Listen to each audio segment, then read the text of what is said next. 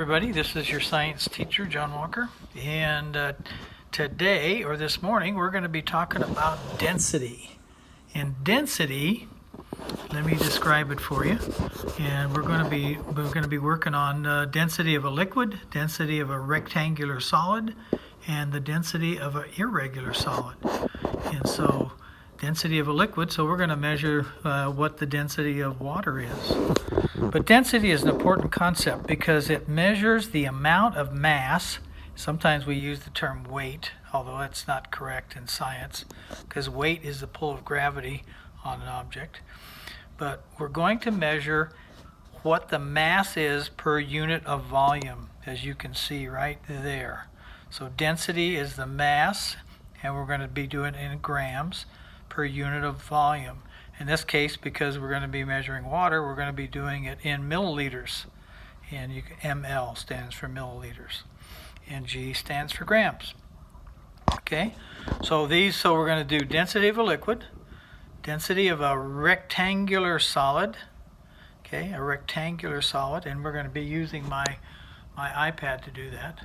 Oh, by the way, there's my lovely two dogs resting, okay.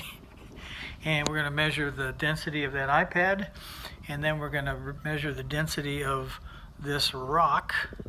Okay, how in the heck am I going to do that? How do I find out what the volume of that rock is? But I'll show you. And then we're going to take a look at, see, okay, there's two of these, little cylinders. They should have the same density, right? Yeah, no problem. But we're going to check it out. We're going to see whether or not that's true. Okay, so we're going to start with the density of liquid. So I'm going to, so that's kind of the summary of what we're doing. This is recording number 1. There's going to be 4 or 5 recordings and throughout this whole process. But density is a very, very important concept. Back when I was in high school in the 50s, cars weighed 4,000 or 5,000 pounds. They, carried the same number of people, about 4 or 5 people. Of course, we could stuff 8 or 10 in there if we wanted to, teenagers. But nowadays, cars are made up of a lot of different material, much lighter material, much stronger material. And what does that lighter material give us? It gives us less density. And as a result, we get better gas mileage because we're not pulling so much weight when we press on the gas, and the car travels easier.